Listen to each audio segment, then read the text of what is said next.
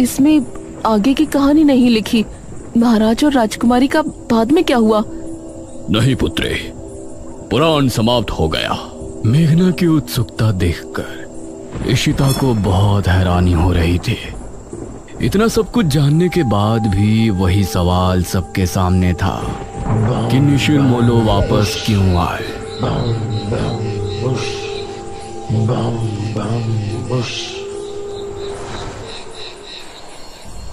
रात के समय इशिता और मेघना जब कमरे में थे तो मेघना अभी भी सोच में डूबी थी। मेघना, तेरा क्या चल रहा है यार? तू क्यों इतना गहराई में जा रही है? तभी अनुज भी कमरे में आ गया। सच में अब तो मुझे भी सब कुछ बहुत अजीब लगने लगा है। मेघना, तुमको कैसे पता कि वो चाबी वहां रखी थी और वो तहखाना कहाँ पर है? मुझे यकीन है कि तुमने झूठ बोला है। तुम राजमहल में मेरे बिना तो दोबारा नहीं गई होगी। इशिता और अनुज दोनों मेघना की तरफ गौर से देख रहे थे। ये तीनों अब गहरी सोच में डूब गए और उस तरफ तांत्रिक महाराज और गांव के लोग भी परेशान थे। इस कहानी में आगे क्या होगा? मेघना किस तरह से निशिरमोलो से गांव को आजाद कराएगी? ये जानने के लिए इस कहानी का अगला और आखिरी भाग जरूर। पिछले भाग में आपने देखा कि वीराज सिंह और गांव का एक आदमी बाबा की गुफा में जाते हैं और तभी अचानक एक जोरदार रहस्यमयी आवाज गूंज उठती है। जैसे ही वे दोनों अंदर गए, उन्होंने देखा कि उनके सामने एक कंकाल पड़ा हुआ है। यह देखकर वे डर के मारे जोर से चीख पड़े।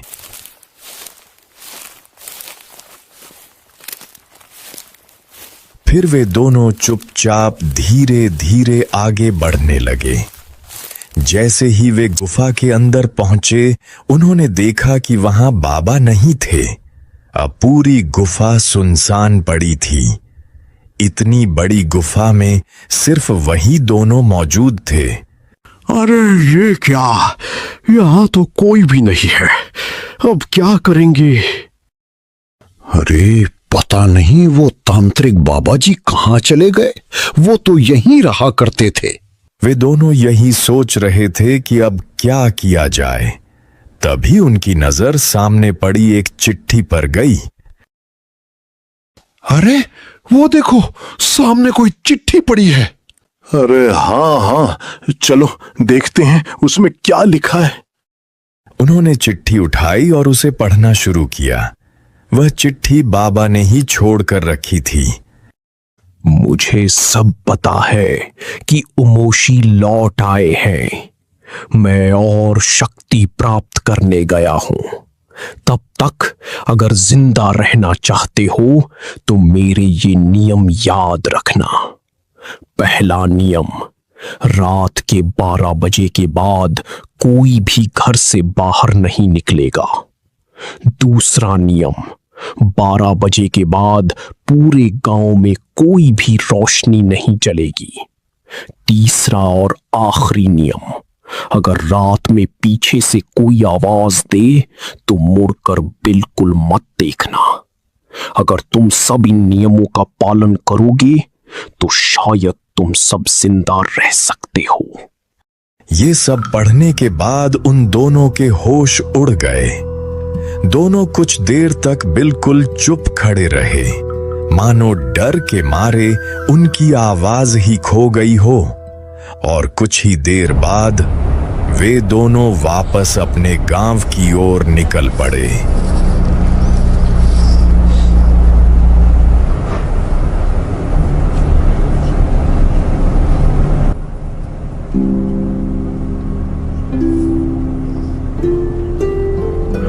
हमें जल्द से जल्द गांव जाकर ये सब बताना होगा, नहीं तो पता नहीं गांव वाले कोई बड़ी गलती कर बैठे।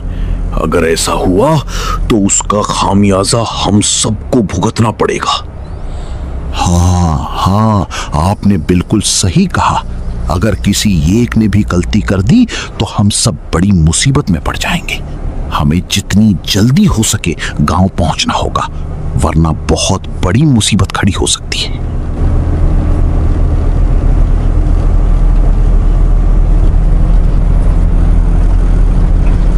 और कुछ घंटों के सफर के बाद शाम के समय वे दोनों गांव पहुंच गए।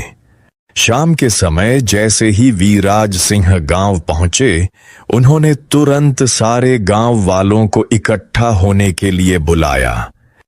देखिए, अगर हम सबको जिंदा रहना है तो मेरी बात ध्यान से सुनिए। और वीराज सिंह ने गांव के सभी लोगों को एक एक करके सारे नियम बता दिए। यह सब सुनकर हर कोई डर गया, लेकिन जिंदा रहने के लिए उन नियमों का पालन करना बहुत जरूरी था। कुछ दिन बाद एक रात लगभग 1 बजे, जब पूरा गांव गहरी नींद में सो रहा था, तभी एक आदमी शौच के लिए घर से बाहर निकला। भूलवश उसने लालटेन जला दी। अरे, लगता है कुछ दिखाई नहीं दे रहा, शायद सब सो रहे हैं। और तभी पीछे से किसी की रहस्यमयी आवाज सुनाई दी। अरे, ये कैसी आवाज थी? डर और हैरानी में उसने मुड़कर पीछे देख लिया और फिर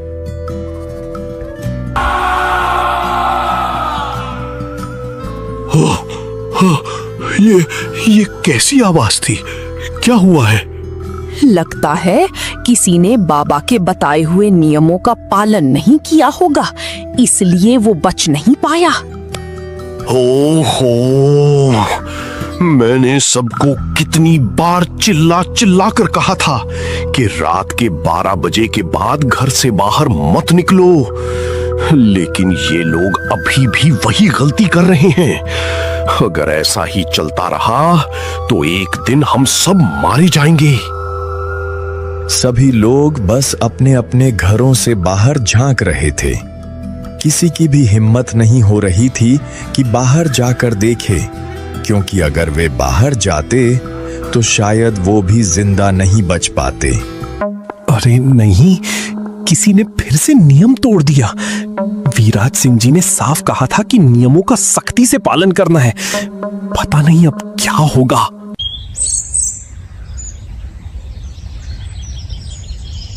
जैसे ही सुबह हुई, गांव के सभी लोग उस जगह पहुंच गए जहां से रात में डरावनी आवाज आई थी। लगता है ये रात के 12 बजे के बाद घर से बाहर निकला था, इसलिए ये उमोशी से बच नहीं पाया। फिर गांव के सभी लोगों ने मिलकर उस आदमी का अंतिम संस्कार किया। और फिर करीब 1-2 दिन बाद एक आदमी जंगल में लकड़ियां काट रहा था। तभी अचानक उसे पीछे से अपने दोस्त की आवाज सुनाई दी। बिना सोचे समझे उसने मुड़कर पीछे देख लिया और फिर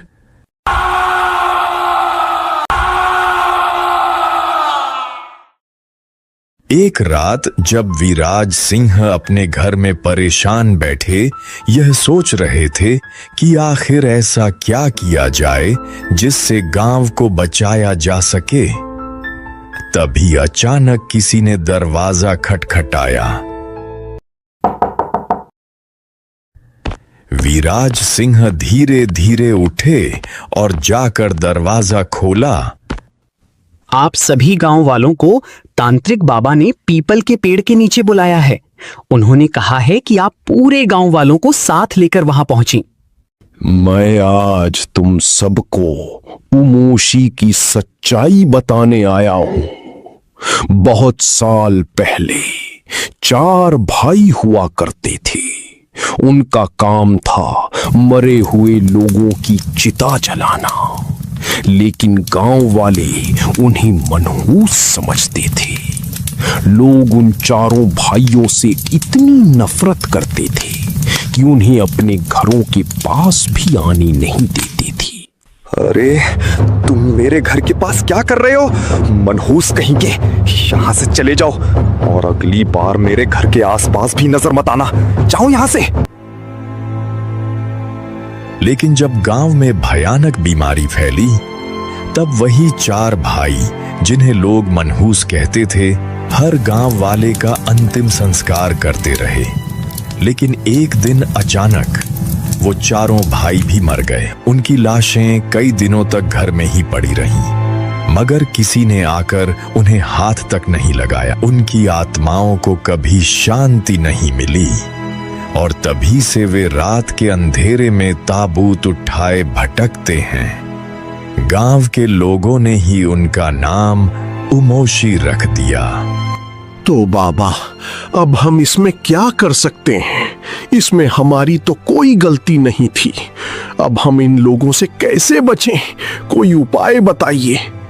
हाँ, अब सिर्फ एक ही उपाय बचा है।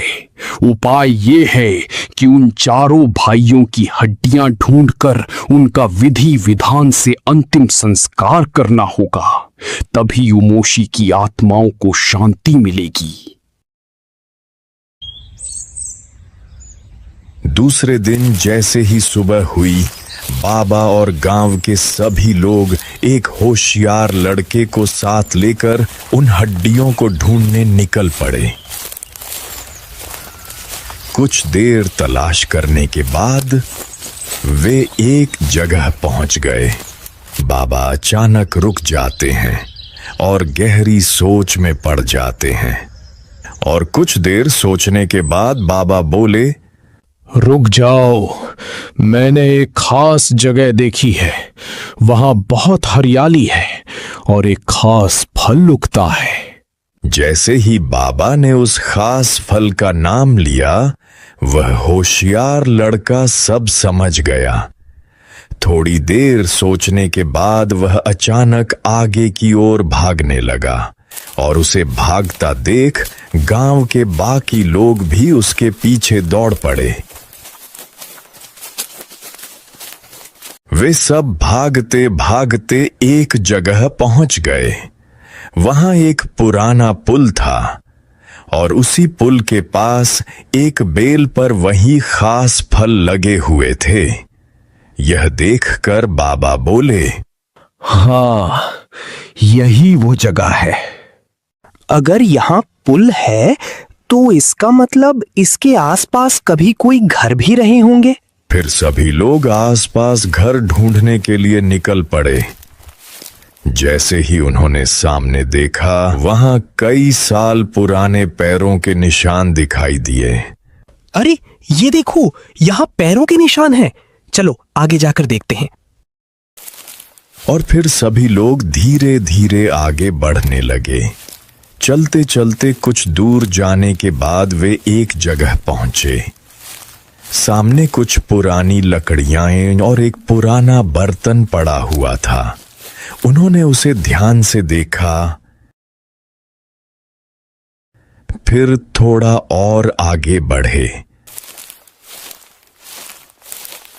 आगे जाकर उन्होंने देखा कि वहां और भी टूटी फूटी लकड़ियां और पुराने बर्तन पड़े हुए हैं। यह सब देखकर वह होशियार लड़का कुछ समझ गया। यही है वो जगह, यही उनका घर था। हमें यहीं खुदाई करनी होगी। चलो खुदाई शुरू करते हैं।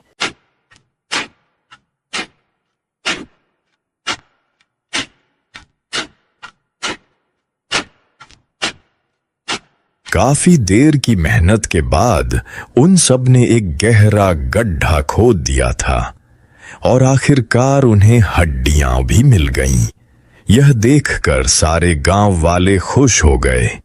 लेकिन तभी बाबा ने गंभीर आवाज में कहा, नहीं, अभी भी एक हड्डी कम है। जब तक वो नहीं मिलती तब तक कुछ नहीं हो सकता।